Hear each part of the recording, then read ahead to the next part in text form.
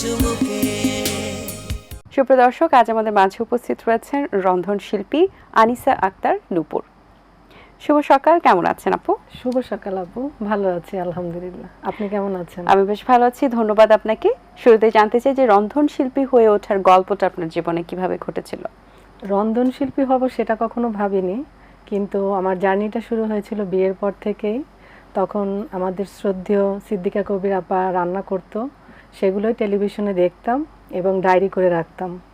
আর পত্রিকায় যে রেসিপিগুলো বের হতো সেগুলো কালেক্ট করতাম এবং সেখান থেকে যেটা ভালো লাগতো সেগুলো বাসায় ট্রাই করতাম। পরিবারের সবাই খুব ভালো বলতো, এভাবেই নিজের ভিতরে একটা আগ্রহ রান্নার প্রতি তৈরি হয়। তারপরে আমার শুরুটা একটু অন্যরকমই ছিল। প্রথমেই আমি একটি ম্যাগাজিনে কাজ করার সুযোগ পাই। আমি ফেসবুকে যে রান্নাগুলো পোস্ট করতাম সেটাই হয়তো একজনের দেখে ভালো লেগেছিল, এক ভাইয়ার। সে ম্যাগাজিনের সাথে যুক্ত ছিল, সে বলল, আপা আপনার রেসিপিগুলো আমরা নিতে চাই। তো তখন ওনাকে যখন দিলাম এবং সেগুলো যখন প্রকাশিত হলো, সেটা দেখার পরে নিজের মধ্যে একটা আত্মবিশ্বাস তৈরি হলো যে আমি এটা নিয়ে কাজ করতে চাই। তারপরে কিছু কোর্স করলাম, করে এভাবে করেই শুরু হলো এবং অনেকগুলো কম্পিটিশন অ্যাটেন্ড করি আমি। সেখান থেকে পোলট্রি কুকিং কন্টেস্টে আমি টপ 5 হই পুরো বাংলাদেশ থেকে, এবং আরও কিছু কিছু কম্পিটিশনে আমি অ্যাটেন্ড করি। তারপর থেকে আমার পত্রিকায় লেখালেখির যাত্রাটা শুরু হয় এবং টিভি কুকিং শো তো আছেই। বাহ, দারুণ।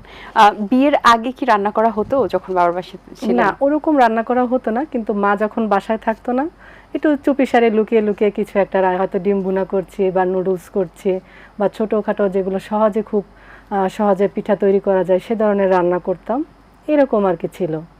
বাহ। সবচেয়ে কোন রান্নাটা আপনার পার্সোনালি করতেও ভালো লাগে এবং খেতেও ভালো লাগে? আমি সব ধরনের রান্নাই করি, ফিউশন রান্নাগুলো ভালো লাগে এবং ডেজার্ট আইটেমগুলো করতে ভালো লাগে, এটার প্রতি আমার আগ্রহ বেশি। আচ্ছা, আত্মীয় স্বজন বাসায় দাওয়াতে আসলে সবচেয়ে বেশি কোনটা খাওয়ার জন্য আবদার করেন? এখানেও আমার কিছু ফিউশন টাইপের রেসিপি আছে, সেগুলোই আবদার করে। নাম কি? যেমন চিকেন স্টিক, আমার নিজস্ব একটা রেসিপি আছে যেটা কুলফি কাবাব। সেটা আইসক্রিমের মতো কুলফির মতো করে ওটা শেপ করে তারপর ওভাবে রান্না করা হয়। এই রেসিপিগুলো কাবাব, কুলফি মানে তো আমরা ঠান্ডা জিনিস মনে করি। হ্যাঁ, সেই কুলফি কাবাব কুলফিটা ঠান্ডা, কিন্তু এটা ঝাল থাকবে, ঝাল খাবার কাবাবের। চিকেন দিয়েও করা যায়, এটা বিফ দিয়েও করা যায়। মিষ্টি একটা খাবারের কম্বিনেশন। না, মিষ্টি হবে না, পুরোপুরি ঝাল, সাথে আপনি সস দিয়ে খেলে একটু টক থাকবে, টক ঝাল এরকম। আচ্ছা, ফিউশন টাইপের যে খাবার দাবারগুলো রয়েছে এগুলোতে এখন তো পরিবর্তন আসছে, আপডেট আসছে। ফিউশন বলতে আমরা যেটা বুঝি যে একটু ইউনিক ওয়েতে তৈরি করা এবং ডিফারেন্টলি তৈরি করা, যেটা নর্মালি মানুষ করেন না। তো এই ফিউশনগুলোতে আসলে একটা এক্সপিরিয়েন্সের তো দরকার পড়ে, বা একটা হঠাৎ করে আপনি একটা জিনিস দিলেন বাট সেটা টেস্ট কেমন হলো সেটা তো আপনি জানবেন না। তো এই জিনিসগুলো কিভাবে আসলে করেছেন আপনি? না, ওইটা তো অবশ্যই মাঝে মাঝে দুই একটা দুর্ঘটনা হয়ে যায়। কোন দুর্ঘটনা ঘটেছে এটা একটু জানতে চাই। যেমন কিছু কিছু, এবং সেটা কি কোনো আত্মীয় স্বজন খেয়েছিলেন নাকি আপনি আগে? না, আমি যেটা প্রথমে ট্রাই করার চেষ্টা করি, একদম নিজের থেকে যেটা করার চেষ্টা করি সেটা অবশ্যই বাসায় নিজে একা আগে ট্রাই করে দেখি এবং সেটার জাজমেন্ট করে আমার বাচ্চারা। ওরা যদি বলে হ্যাঁ ভালো হয়েছে, নিজের কাছে ভালো লাগে, তারপরে সেটা আমি বাইরে কোথাও করি বা টিভিতে করি অথবা গেস্ট আসলে তাদেরকে দেই। আগে বাসায় তো করতে হয়। আচ্ছা, বাসায় রান্না করলে তো অনেক সময় আমরা যেটা ঘরোয়া পরিবেশে রান্না করা হয়, হাইজিন মেইনটেইন করাটা খুব একটা হয়ে ওঠে না। আপনার কতটুকু করা হয়? অবশ্যই, একদম 100% চেষ্টা করি হাইজিন মেইনটেইন করে। যেহেতু এটা আমার বাচ্চারা খাবে, আমার সবথেকে প্রিয়জনরা খাবে, সেটা তো অবশ্যই সবার আগে প্রায়োরিটি পায় আমার কাছে। এবং রান্নার শুধু যারা আমরা রন্ধনশিল্পী বা যারা শেফ, শুধু তারাই যে হাইজিন মেনটেন করবে সেটা কিন্তু না। আমাদের প্রতিটা পরিবারের জন্যই কিন্তু কিচেনটা খুব হাইজিন মেনটেন করে আমাদের রান্নাটা করা দরকার, এটা সবার জন্যই উপযোগী। আপনার বাচ্চাদের জন্য স্পেশালি কোন ধরনের খাবারগুলো বেশি রান্না করা হয়, বা ওরা স্কুলে পড়ে কিনা বা স্কুলে গেলে কি ধরনের খাবার দেওয়া হয়? আমার বড় বাচ্চাটা এখন ভার্সিটিতে পড়ছে আর ছোট বাচ্চাটা ক্লাস 5-এ পড়ছে। হ্যাঁ, টিফিন তো ওদেরকে দিতেই হয়। টিফিনের জন্য আমি বান তৈরি করি, ওগুলো বাসায় তৈরি করি, কাবাব টাইপেরও করি, কখনো বিরিয়ানি করে দেই।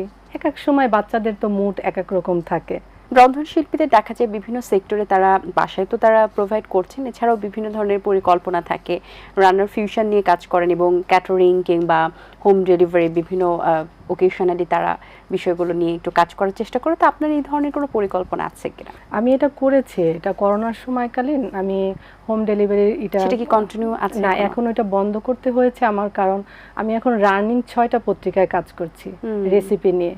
আমার প্রতি সপ্তাহে আমাকে রেসিপি দিতে হয়, হ্যাঁ, সেগুলোর ফটোগ্রাফিও আমি করি, সেগুলো রেসিপি লেখা, ফটোগ্রাফি করা, তারপরে সেই রান্নাটা করা, সব কিছুই আমার। তো এতটাই প্রেশারে থাকি, এবং আমি দেশের বাইরেও কাজ করছি, আমি কলকাতাতেও রেসিপি দিচ্ছি। তো এগুলো মিলিয়ে আসলে ওই ক্যাটারিংয়ের ওইটা এখন আমার বন্ধ আছে। এত এত রেসিপি এত কম সময়ে কিভাবে আসলে করা সম্ভব? আমি যে কাজগুলো করি, আমাদের দেশীয় যে খাবারগুলো, সিজনাল যে খাবারগুলো, সেই মানে খাবারগুলো নিয়ে আমি কাজ করি।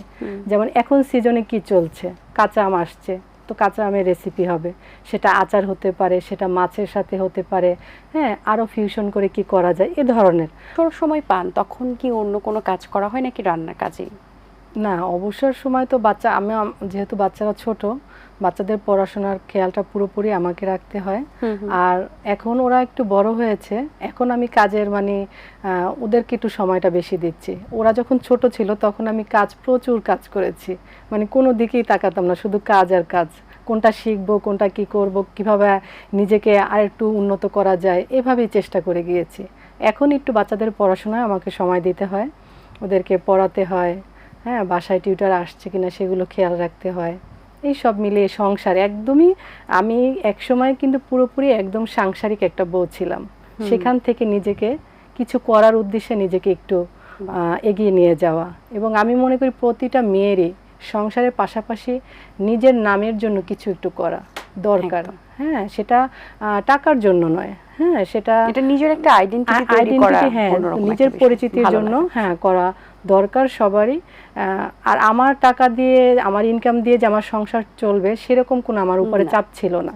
হ্যাঁ, আমি স্বাচ্ছন্দ্যে কাজটা করতে পেরেছি, এবং এখন শখের থেকেই কাজটা করে যাচ্ছি, এবং এটা আমার ভালো লাগা।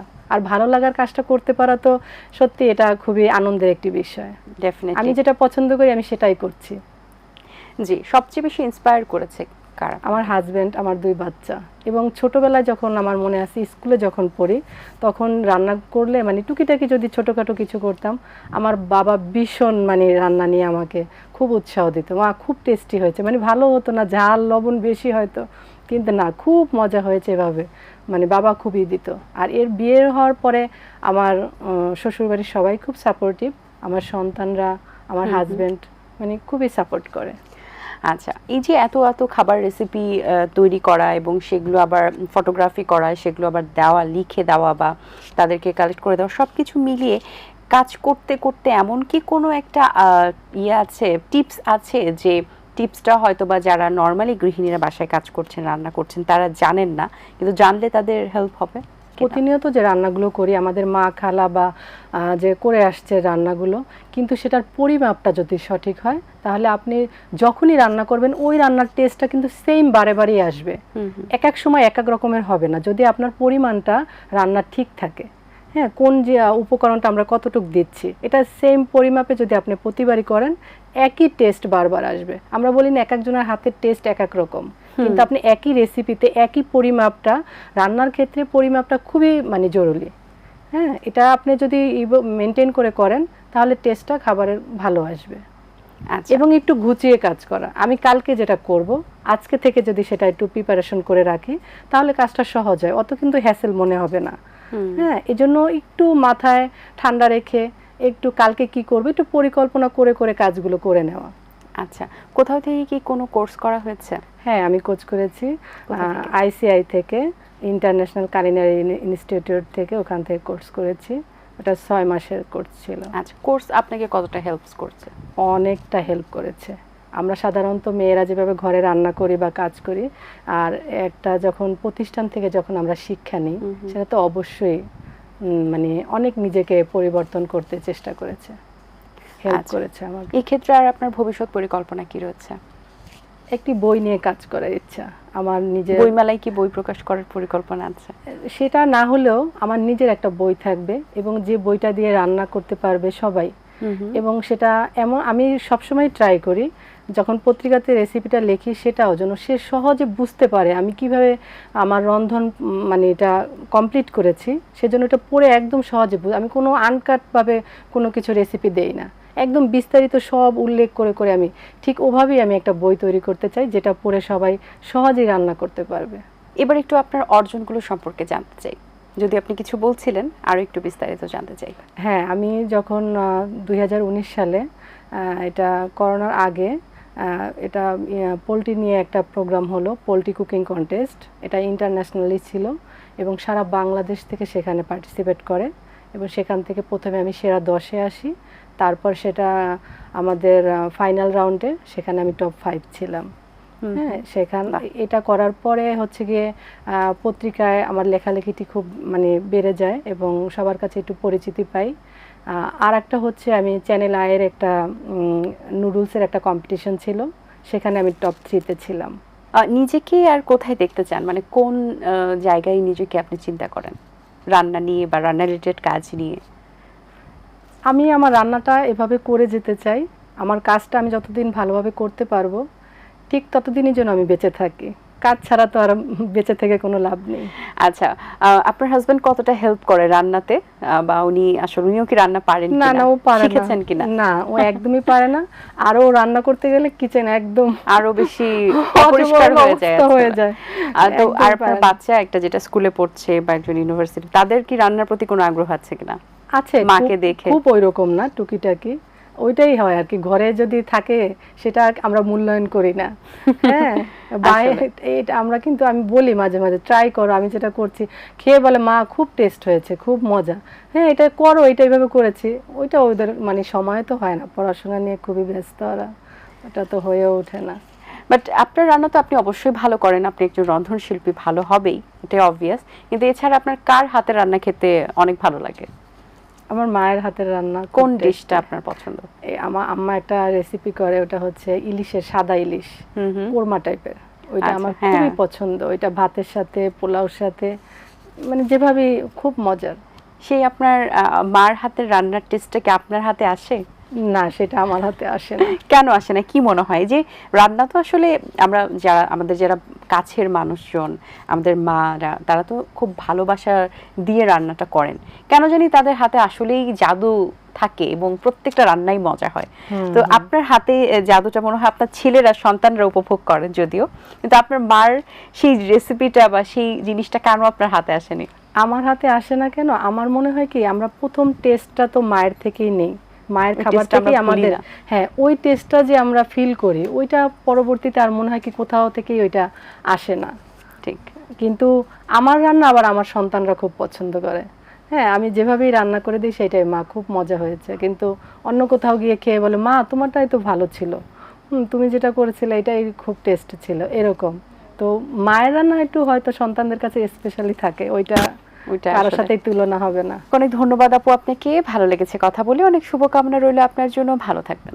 আপনিও ভালো থাকবেন, আপনাকেও ধন্যবাদ। দর্শক, আজ এই পর্যন্তই, দেখা হবে আগামী পর্বে। সে পর্যন্ত ভালো থাকবেন, সুস্থ থাকবেন, এটিএন বাংলার সাথেই থাকবেন। সকলকে আল্লাহ হাফেজ।